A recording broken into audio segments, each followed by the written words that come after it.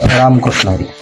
आपल्या भागवत धर्मामध्ये काही महत्वाचे उपवास सांगितलेले आहेत, ज्यांचा उल्लेख संतांनी आपल्या अभंगांमधून केलाय. संत एकनाथ महाराज म्हणतायत की सोमवार व्रत एकादशी करी त्याचे चरण श्री वंदिनवी. आणि जगद्गुरु तुकाराम महाराज म्हणतायत की एकादशी व्रत सोमवार न करीती कोण त्यांची गती होईल नेम. म्हणजे सोमवार आणि एकादशी हे दोन व्रत म्हणजेच उपवास महत्वाचे केले पाहिजे.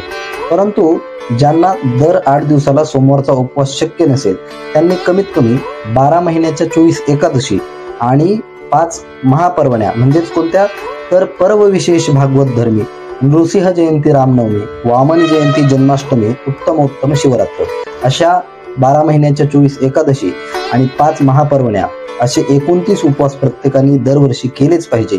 म्हणून आज महाशिवरात्रीच्या या महापर्वावर सर्वांनी एकादशी प्रमाणेच उपवास करावा आणि 12 महिन्याचे हे 29 उपवास सर्वांनी आवर्जून करावे. रामकृष्ण.